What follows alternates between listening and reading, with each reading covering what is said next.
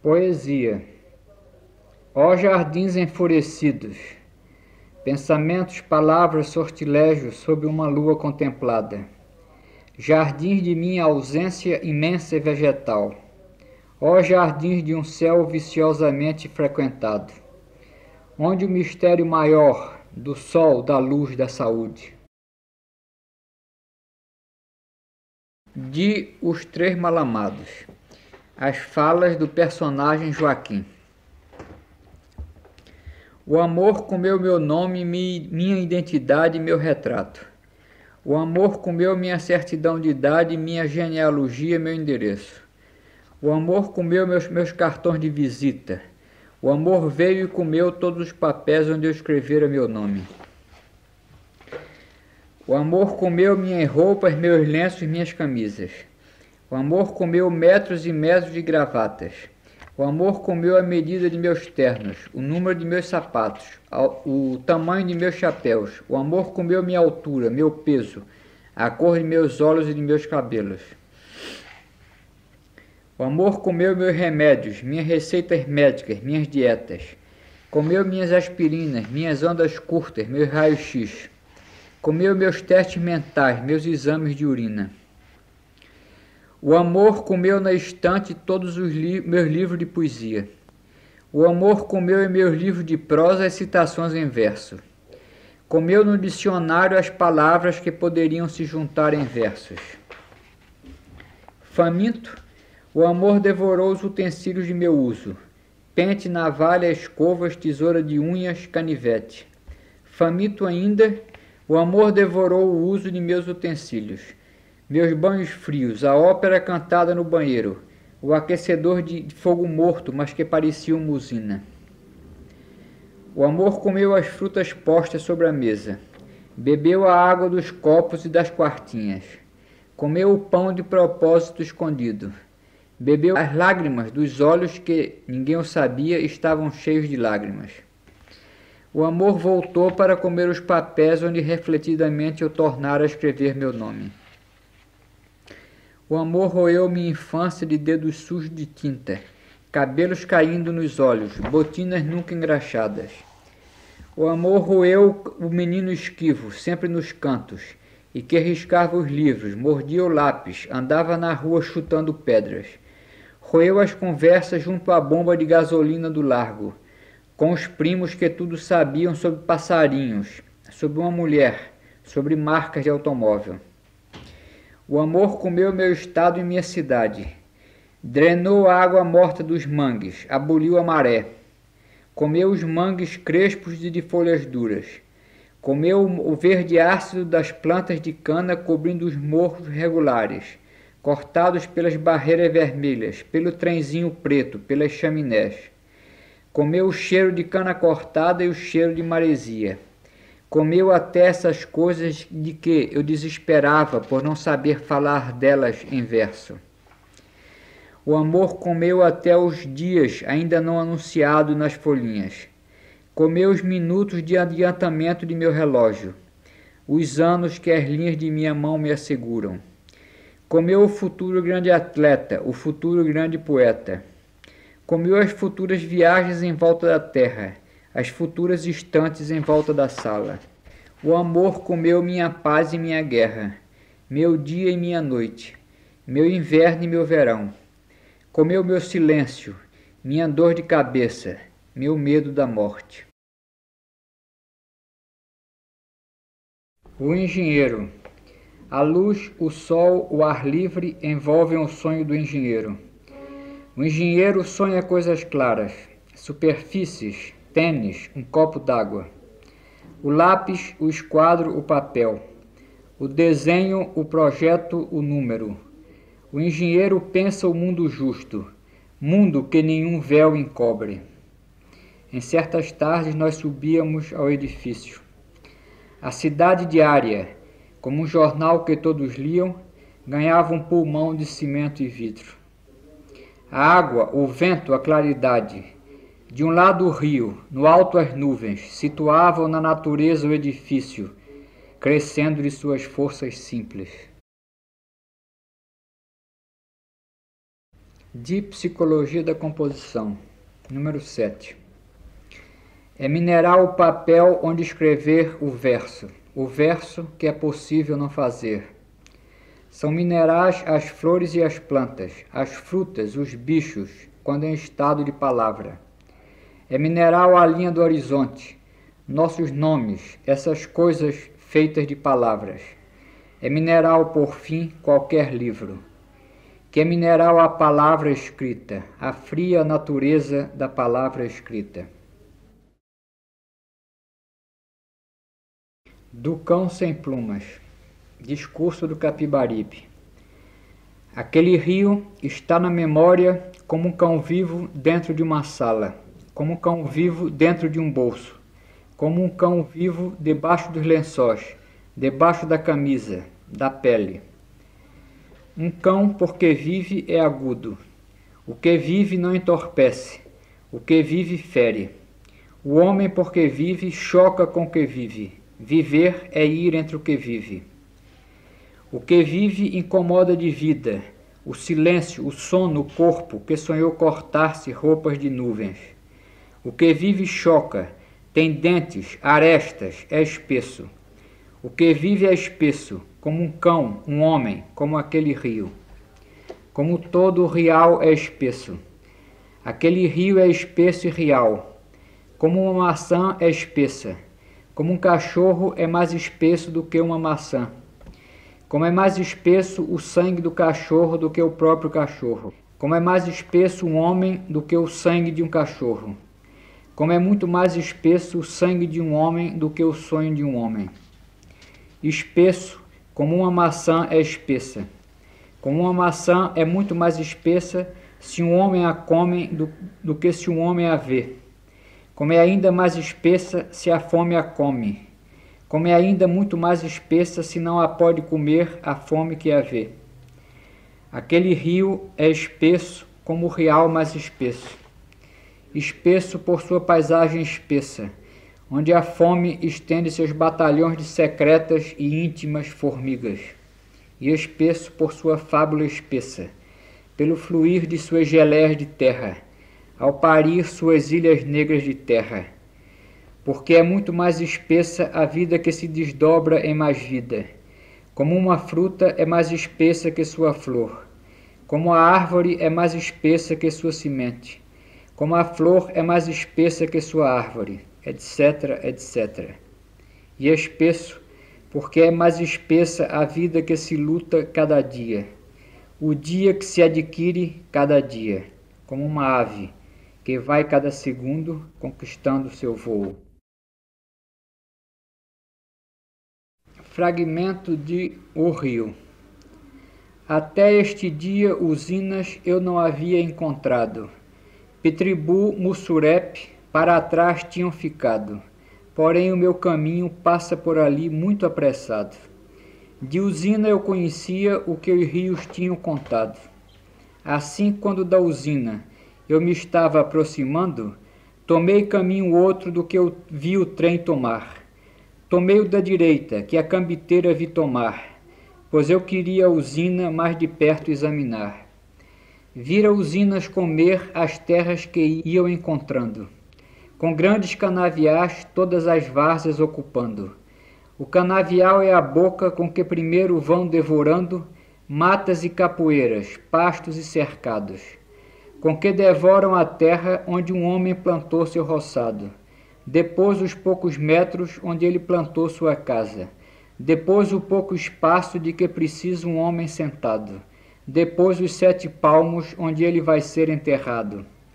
Muitos engenhos mortos haviam passado no meu caminho. De porteira fechada quase todos foram engolidos.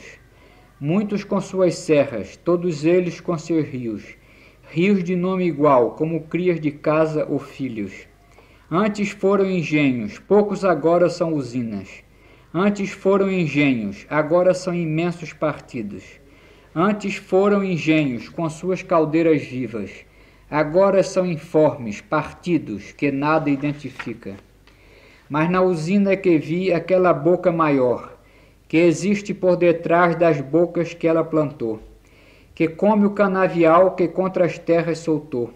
que come o canavial e tudo o que ele devorou, que come o canavial e as casas que ele assaltou, que come o canavial e as caldeiras que sufocou.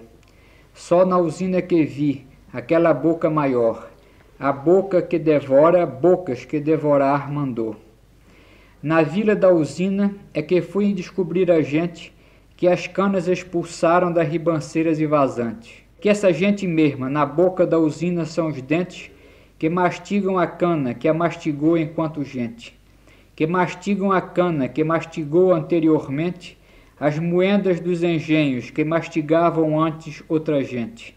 Que nessa gente mesma, nos dentes fracos que ela renda, as moendas estrangeiras sua força melhor assentam. Por esta grande usina, olhando com cuidado eu vou, que esta foi a usina que toda esta mata dominou. Numa usina se aprende como a carne mastiga o osso, se aprende como mãos amassam a pedra, o caroço. Numa usina se assiste à vitória de dor maior, do brando sobre o duro, do grão amassando a mó. Numa usina se assiste à vitória maior e pior, que é a da pedra dura furada pelo suor. Para trás vai ficando a triste povoação daquela usina, onde vivem os dentes com que a fábrica mastiga. Dentes frágeis de carne que não duram mais de um dia. Dentes são que se comem ao mastigar para a companhia. De gente que cada ano, tempo da safra é que vive, que na braça da vida tem marcado curto o limite. Vi homens de bagaço enquanto por ali discorria. Vi homens de bagaço que morte úmida embebia. E vi todas as mortes em que esta gente vivia. Vi a morte por crime, pingando a hora na vigia. A morte por desastre, com seus gumes tão precisos, como um braço se corta, cortar bem rente muita vida. Vi a morte por febre, precedida de seu assovio, consumir toda a carne com um fogo que por dentro é frio. Ali não é a morte de planta que seca ou de rio, é morte que apodrece, ali natural, pelo visto. Agora vou deixando a povoação daquela usina. Outra vez vou baixando entre infindáveis partidas, entre os mares de verde que sabe pintar Cícero Dias, pensando noutro engenho devorado por outra usina, entre colinas mansas de uma terra sempre em cio, que o vento com carinho penteia como se sua filha, que nem ondas de mar multiplicadas elas se estendiam, como ondas do mar de mar que vou conhecer um dia. De paisagens com figuras. Alguns toureiros. Eu vi Manolo Gonçalves e Pepe Luís, de Sevilha. Precisão doce de flor, graciosa, porém precisa. Vi também Júlio Aparício, de Madrid, como Parrita. Ciência fácil de flor, espontânea, porém estrita. Vi Miguel Baez, Litre, dos confins da Andaluzia, que cultiva uma outra flor, angustiosa de explosiva. E também Antônio Ordonhas, que cultiva flor antiga, perfume de renda velha, de flor em livro dormida. Mas eu vi Manuel Rodrigues, Manolete, o mais deserto, o toureiro mais agudo, mais mineral e desperto, o de nervos de madeira, de punhos secos de fibra, o de figura de lenha, lenha seca de caatinga, o que melhor calculava o fluido acero da vida, o que com mais precisão roçava a morte em sua fímbria, o que a tragédia deu número, a vertigem geometria, decimais a emoção e ao susto peso e medida.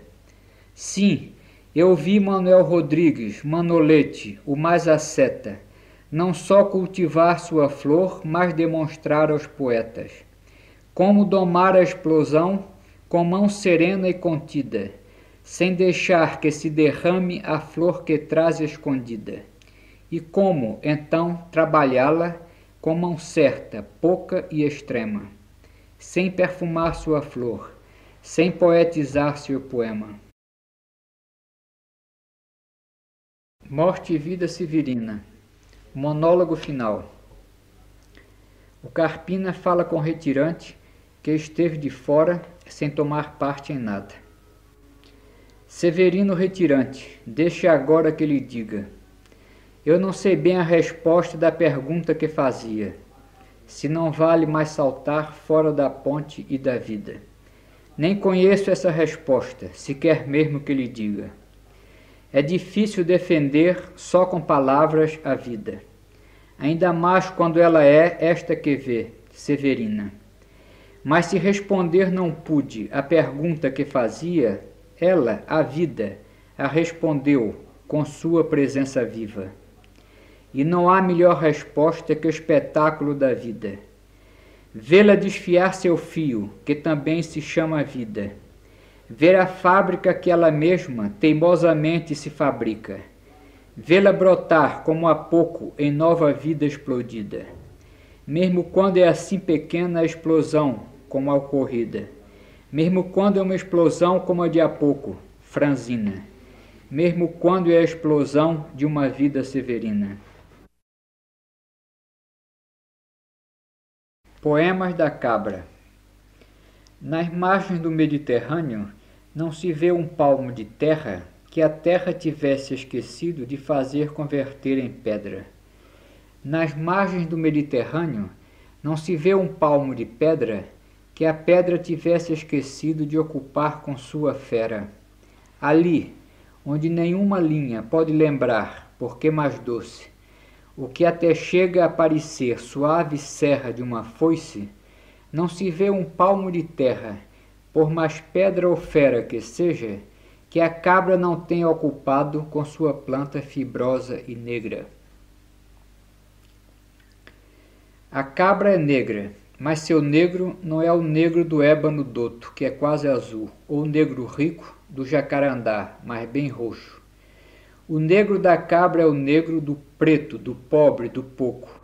Negro da poeira, que é cinzento. Negro da ferrugem, que é fosco. Negro do feio, às vezes branco.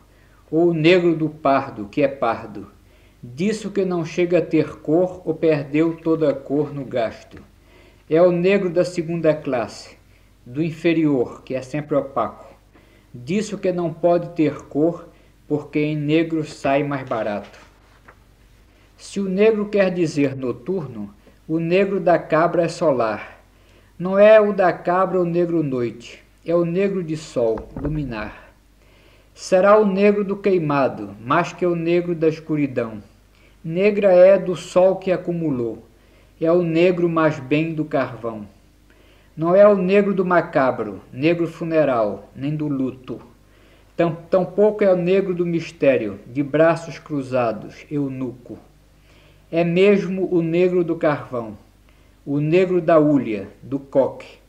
Negro que pode haver na pólvora, negro de vida, não de morte. O negro da cabra é o negro da natureza dela, cabra, mesmo dessa que não é negra, como a do mochotó, que é clara. O negro é o duro que há no fundo da cabra, de seu natural, tal no fundo da terra a pedra, no fundo da pedra metal. O negro é o duro que há no fundo da natureza sem orvalho, que é a da cabra, esse animal sem folhas, só raiz e talo, que é a da cabra, esse animal de alma caroço, de alma córnea, sem moelas, úmidos, lábios, pão sem miolo, apenas côdea. Quem já encontrou uma cabra que tivesse ritmos domésticos, o grosso derrame do porco, da vaca, de sono e de tédio. Quem encontrou cabra que fosse animal de sociedade, tal o gato, o cão, o cavalo, diletos do homem e da arte. A cabra guarda todo o arisco rebelde do animal selvagem. Viva demais que é para ser animal dos de luxo ou pajem. Viva demais para não ser, quando colaboracionista, o reduzido irredutível, o inconformado conformista. A cabra é o melhor instrumento de verrumar a terra magra. Por dentro da serra e da seca, nada chega onde chega a cabra. Se a serra é terra, a cabra é pedra. Se a serra é pedra, é pedernal. Sua boca é sempre mais dura que a serra, não importa qual. A cabra tem o dente frio, a insolência do que mastiga. Por isso, o homem vive da cabra, mas sempre a vê como inimiga. Por isso, quem vive da cabra e não é capaz do seu braço, desconfia sempre da cabra, diz que tem parte com o diabo. Não é pelo vício da pedra, por preferir a pedra à folha. É que a cabra é expulsa do verde, trancada do lado de fora. A cabra é trancada por dentro, condenada à caatinga seca, liberta no vasto sem nada, proibida na verdura estreita. Leva no pescoço uma canga que a impede de furar as cercas, leva os muros do próprio cárcere, prisioneira e carcereira. Liberdade de fome e sede da ambulante prisioneira. Não é que ela busque o difícil, é que a sabem capaz de pedra. A vida da cabra não deixa lazer para ser fina ou lírica, tal urubu que em doces linhas voa à procura da carniça. Vive a cabra contrapendente, sem os êxtases das descidas. Viver para a cabra não é reruminar-se, introspectiva. É literalmente cavar a vida sob a superfície, que a cabra, proibida de folhas, tem de desentranhar raízes. Eis porque é a cabra grosseira, de mãos ásperas, realista. Eis porque, mesmo ruminando, não é jamais contemplativa. Um núcleo de cabra é visível por debaixo de muitas coisas. Com a natureza da cabra, outras aprendem sua crosta. Um núcleo de cabra é visível em certos atributos roucos que têm as coisas obrigadas a fazer de seu corpo couro. A fazer de seu couro sola, a armar-se em couraças, escamas, como se dá com certas coisas e muitas condições humanas. Os jumentos são animais que muito aprenderam da cabra. O nordestino, convivendo-a, fez-se de sua mesma casta. O núcleo da cabra é visível debaixo do homem do Nordeste. Da cabra lhe vem o escarpado e o estofo nervudo que o enche. Se adivinha o núcleo de cabra no jeito de existir, cardoso, que reponta sob seu gesto, como o esqueleto sob o corpo. E é outra ossatura mais forte que o esqueleto comum de todos, debaixo do próprio esqueleto, no fundo centro de seus ossos. A cabra deu ao nordestino esse esqueleto mais de dentro, o aço do osso que resiste quando o osso perde seu cimento. O Mediterrâneo é mar clássico, com águas de mármore azul, e nada me lembra das águas sem marca do rio Pajeú. As ondas do Mediterrâneo estão no mármore traçadas. Nos rios do sertão, se existe, a água corre despenteada. As margens do Mediterrâneo parecem deserto balcão, deserto, mas de terras nobres, não da pissarra do sertão. Mas não minto o Mediterrâneo, nem sua atmosfera maior, descrevendo-lhe as cabras negras em termos das do Mochotó. 2 dos estudos para uma bailadora andaluza. Dir-se-ia, quando aparece, dançando por sigrijas, que com a imagem do fogo inteira se identifica. Todos os gestos do fogo que então possui, dir-se-ia, gestos das folhas do fogo, de seu cabelo, sua língua, gestos do corpo do fogo, de sua carne em agonia, carne de fogo, só nervos, carne toda em carne viva. Então o caráter do fogo nela também se adivinha. mesmo o gosto dos extremos, de natureza faminta, gosto de chegar ao fim do que dele se aproxima, gosto de chegar-se ao fim, de atingir a própria cinza. Porém, a imagem do fogo é num ponto desmentida, que o fogo não é capaz, como ela é, nas sigrijas, de arrancar-se de si mesmo, numa primeira faísca, nessa que, quando ela quer, vem e acende-a, fibra a fibra, que somente ela é capaz de acender-se estando fria, de incendiar-se com nada, de incendiar-se sozinha. Ela não pisa na terra como quem a propicia para que ele seja leve quando se enterre num dia. Ela a trata com a dura e muscular energia do camponês que, cavando, sabe que a terra amacia. Do camponês de quem tem sotaque andaluz caipira, e o tornozelo robusto que mais se planta que pisa. Assim, em vez dessa ave assexuada e morfina, coisa a que parece sempre aspirar a bailarina, esta se quer uma árvore firme na terra, nativa, que não quer negar a terra, nem como ave fugi-la. Árvore que estima a terra, de que se sabe família, e por isso trata a terra com tanta dureza íntima. Mas, que ao se saber da terra, não só na terra se afinca, pelos troncos dessas pernas, fortes, terrenas, maciças, mas se orgulha de ser terra, e dela se reafirma, batendo-a enquanto dança, para vencer quem duvida. De 2 parlamentos. Festa na Casa Grande.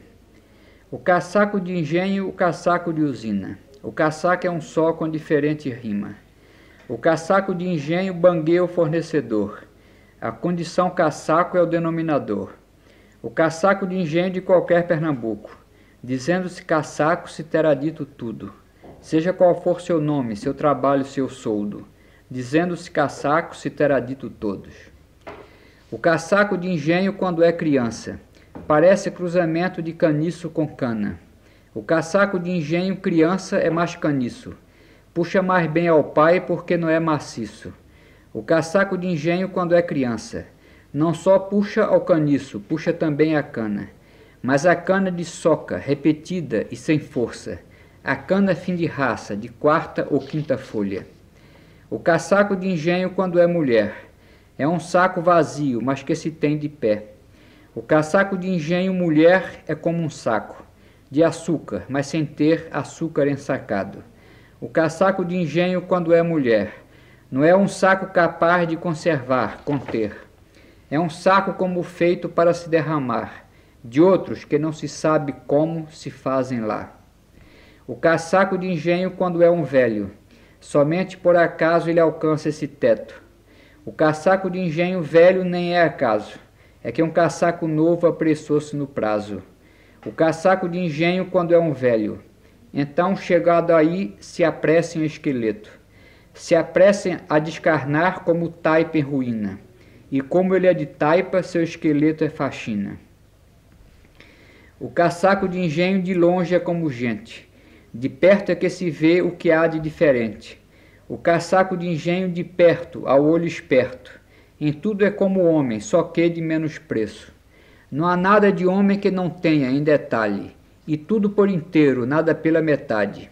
É igual, mas apesar parece recortado com a tesoura cega de alfaiate barato. O casaco de engenho de longe é de osso e carne. De perto é que se vê que é de outra qualidade. O casaco de engenho, se chega a tocá-lo, é outra consistência de seu corpo, é mais ralo. Tem a textura bruta e ao mesmo tempo frouxa, menos que algodãozinho, sim própria das estopas, e dos panos poídos, chegados ao estado em que, no português, pano passa a ser trapo. O casaco de engenho de longe é o mesmo barro, de perto é que se vê que o dele foi mais baço. O casaco de engenho é opaco e mortiço, Nunca aprende com os aços de uma usina seu brilho, nem com o cobre mais cego do cobre que ele vê nas taxas em que mexe nos engenhos banguê. Sequer aprende o brilho do cabo das enxadas, que ele inverniza em seco com a lixa da mão áspera. O casaco de engenho de longe é branco ou negro, de perto é que se vê que é amarelo mesmo. O casaco de engenho é amarelo sempre, mas do amarelo inchado, que é verde levemente. Desse verde amarelo em que o azul não entra, e que não fosse nele se diria doença. Um verde especial, espécie de auriverde, só dele, branco ou negro, de receita só dele. O casaco de engenho quando está dormindo, se vê que é incapaz de sonhos privativos. Nele não é esse ar distante ou distraído de quem detrás das pálpebras um filme está assistindo. Detrás de suas pálpebras haverá apenas treva, e de certo nenhum sonho ali se projeta. O casaco de engenho dorme em sala deserta. A nenhum sonho filme assiste, nem tem tela. O casaco de engenho quando não está dormindo. É como se seu sono ainda o encharcasse, limo. Quando não está dormindo, não é que está acordado, é apenas que caminha onde o sono é mais raso. Não tem como evitar que o marasmo o embeba e o impeça de subir a consciência seca. O casaco de engenho nunca acorda de todo. Anda sempre nos pântanos do sono, por seu lodo. O casaco de engenho quando no trabalho. Tudo com que trabalha lhe parece pesado. É como se seu sangue, que entretanto é mais ralo, lhe pesasse no corpo espesso como caldo. Como caldo de cana já muito cozinhado, e que vai se espessando no gesto do melaço. O casaco de engenho tem o ritmo pesado, o do gesto do mel deixando o último tacho. O casaco de engenho quando não trabalha. As coisas continuam sendo-lhe pesadas. Por sua pouca roupa está sempre esmagado, e pesa-lhe no pé inexistente sapato. Pesa-lhe a mão que leva, e se não leva nada, e pesa-lhe igualmente se move ou parada. Ao casaco de engenho pesa o ar que respira, e até mesmo lhe pesa o chão sobre que pisa. O casaco de engenho faz amarelamente toda coisa que toca tocando-a, simplesmente. É o contrário do barro das casas de purgar, que se bota no açúcar a fim de o branquear. O casaco de engenho purga tudo ao contrário. Como o barro se infiltra, mas deixa tudo barro. Limpa tudo do limpo e deixa em tudo nódoa, a que há em sua camisa, em sua vida, no que toca. O casaco de engenho vai amarelamente, entre todo esse azul que é Pernambuco sempre. Mesmo contra o amarelo da palha canavial, ainda é mais amarelo o seu, porque moral. O casaco de engenho é o amarelo tipo, é amarelo de corpo e de estado de espírito, de onde a calma que às vezes parece sabedoria, mas não é calma nada, é o nada, é calmaria. O casaco de engenho é amarelamente, mesmo no mundo em cor que bebe na aguardente. Primeiro a aguardente lhe dá um certo azul, e esquecido o amarelo ele quer ir-se ao sul. Ao casaco de engenho depois o azul é roxo, já em vez de ir-se ao sul, deseja é ir-se morto. Por fim, inevitável, volta a vida amarela, no amargor amarelo da ressaca que o espera. O casaco de engenho vê amarelamente todo o rosa Brasil que ele habita e não sente.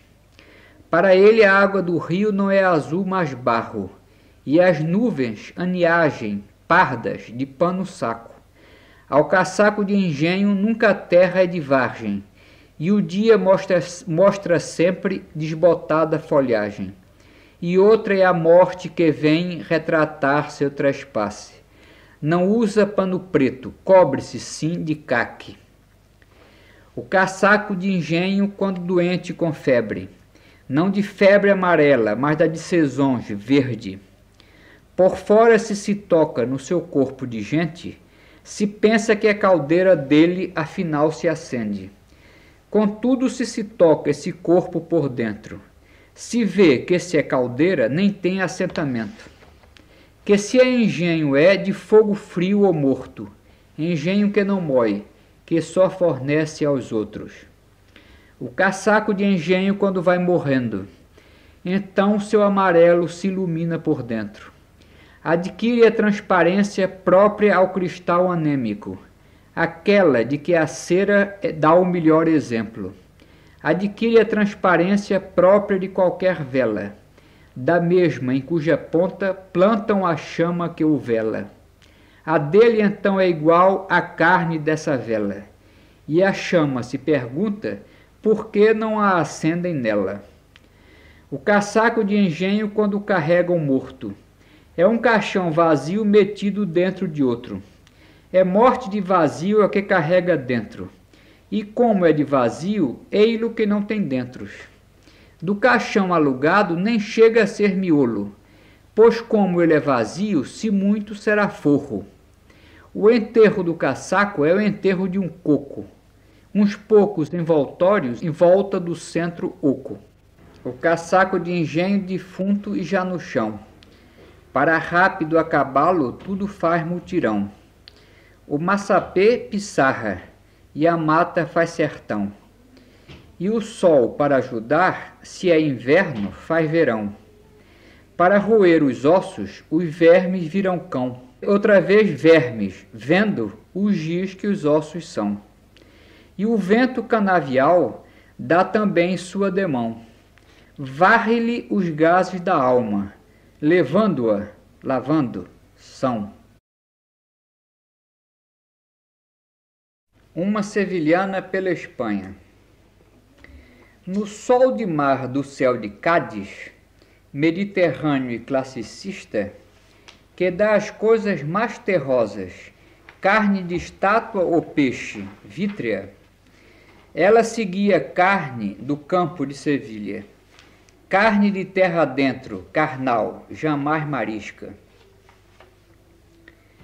Durante essas ruas Paris, de Barcelona tão avenida, entre uma gente meio Londres, urbanizada em mansas filas, chegava a desafio seu caminhar Sevilha, que levando a cabeça em flor que fosse espiga.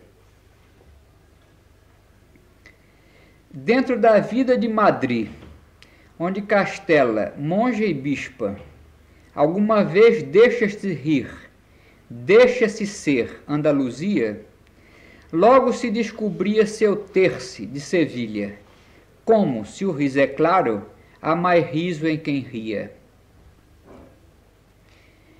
Através túneis de museus, mosteiros que amortiçam a luz já velha castelhana sobre obras mortas de fadiga, tudo ela convertia no Museu de Sevilha, museu entre jardins e caules de água viva. Velório de um comendador. Quem quer que eu veja defunto, havendo-o tratado em vida, pensará: todo um alagado coube aqui nesta bacia. Resto de banho, água choca na banheira do salão. Sua preamar permanente se empoça em toda acepção. A brisa passa nas flores baronesas no morto água, mas nem de leve arrepia a pele dela estagnada. Talvez porque qualquer água fique mais densa, se morta, mais pesada aos dedos finos das brisas ou a outras cócegas. Não há dúvida, a água morta se torna muito mais densa. Ao menos se vê boiando nesta o metal da comenda. Não se entende a porquê a água não arrebenta o caixão. Mais densa pesará mais, terá mais forte pressão. Como seja, agora um dique detém, de simples madeira, uma água morta que viva arrebentava represas, e uma banheira contém, exposto a que alguém derrame, todo o mar de água que ele era, sem confins, mar de água mangue. Todos que o vejam assim, coberto de tantas flores, pensarão que num canteiro, não num caixão, está hoje. O tamanho e as proporções fazem o engano mais perfeito, pois é idêntico ao abaulado de leirão e de canteiro. Nem por estar numa sala está essa imagem desfeita. Se em salas não há jardins, há contudo jardineiras. E só não se enganaria, nem cairia na imagem, alguém que entendesse muito de jardins e reparasse que a água do tal canteiro deve ser da mais salubre, dado o pouco tempo que abre o guarda-sol dessas flores, com que os amigos que tinha o quiseram ajardinar, e que murcham, se bem cheguem abertas de par em par. Na verdade, as flores todas fecham rápido suas tendas, a não ser a flor eterna, por ser metal, da comenda, que de metal pode ser que dure e nunca enferruje, ou um pouco mais, pois parece que já ataca o chão palustre. Embarcado no caixão, parece que ele, afinal, encontrou o seu veículo, a marca e o modelo ideal. Buscava um carro ajeitado ao compasso do que foi, mais ronceiro, se possível, que os mesmos carros de boi. Mas dos que achava, dizia, perigosos de se usar, igual dizia dos livros e das correntes de ar. E agora tem no caixão esse veículo buscado. Não é um caixão, porém é um veículo, um barco. O que buscava, queria sem rodas, como este mesmo. Rodas lhe davam vertigem, se não encomenda ao peito. E isto porque, quando via qualquer condecoração, se bem de forma rebelde, de cusparada ou explosão, via nela só o metal, a âncora a atar-se ao pescoço, para não deixar que nada se mova de um mesmo porto.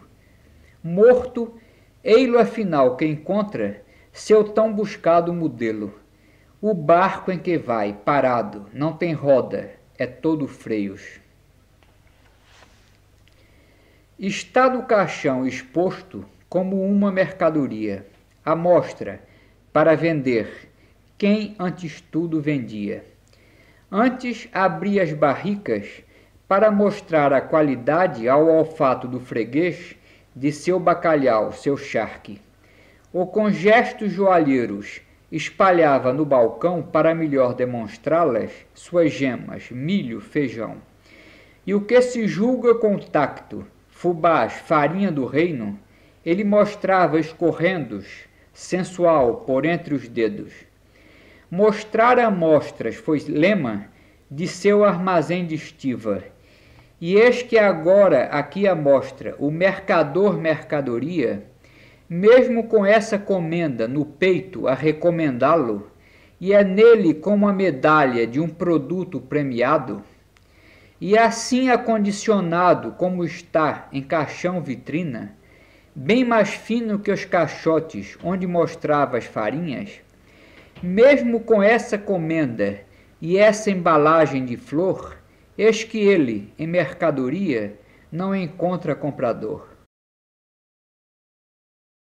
Pernambucano em Málaga. A cana doce de Málaga dá domada em cão ou gata. Deixam-na perto, sem medo, quase vai dentro das casas. É cana que nunca morde, nem quando vê-se atacada. Não leva pulgas no pelo, nem, entre as folhas, navalha. A cana doce de Málaga dá escorrida e cabisbaixa, naquele porte enfesado de crianças abandonadas. As folhas dela já nascem murchas de cor, como a palha, ou a farda murcha dos órfãos, desde novas desbotadas. A cana doce de Málaga não é mar, embora em praias. Dá sempre em pequenas poças, restos de uma onda recuada. Em poças não tem do mar a pulsação dele, nata. Sim o torpor surdo e laço que se vê na água estagnada.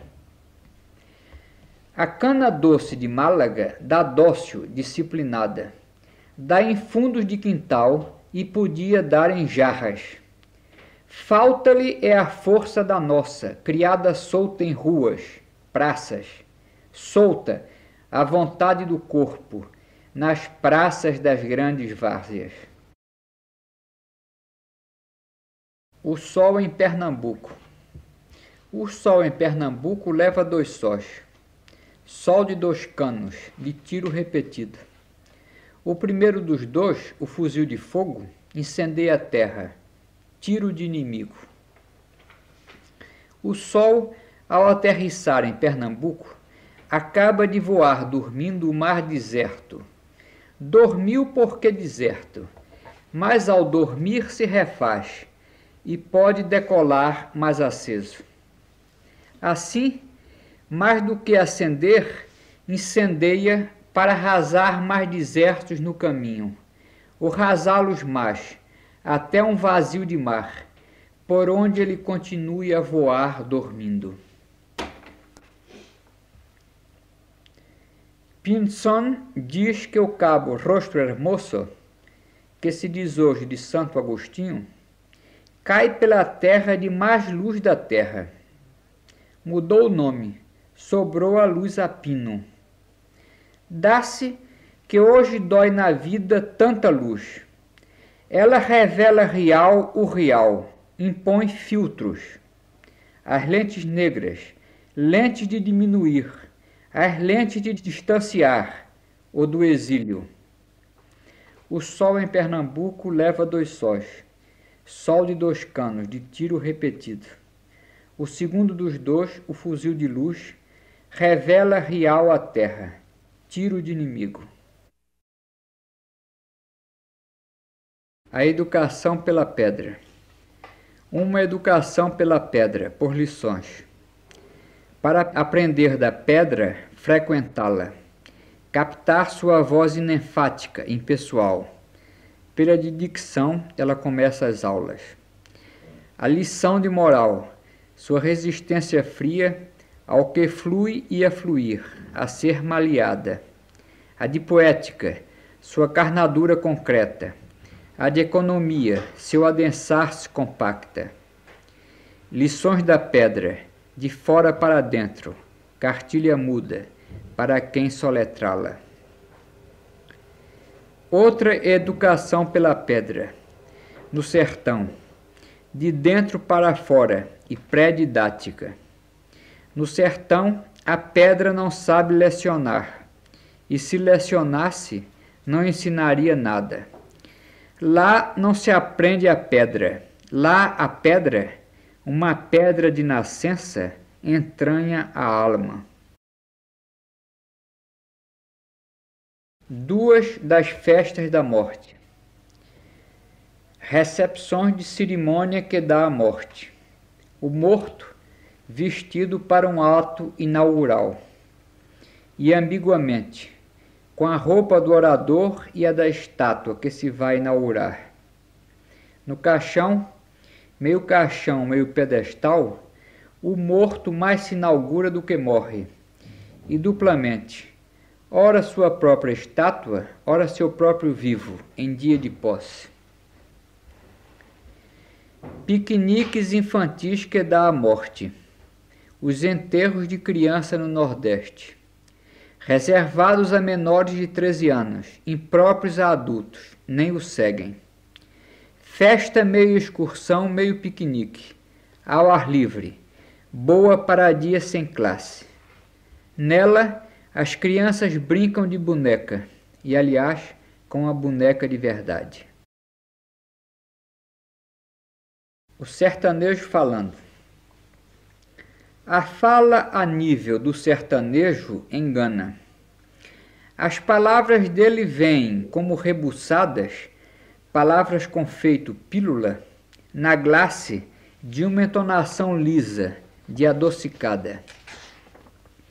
Enquanto que sob ela dura e endurece o caroço de pedra, a amêndoa pétrea dessa árvore pedrenta, o sertanejo, incapaz de não se expressar em pedra. Daí porque o sertanejo fala pouco. As palavras de pedra ulceram a boca, e no idioma pedra se fala doloroso. O natural desse idioma fala à força. Daí também porque ele fala devagar. Tem de pegar as palavras com cuidado, confeitá-las na língua, rebuçá-las, pois toma tempo todo esse trabalho.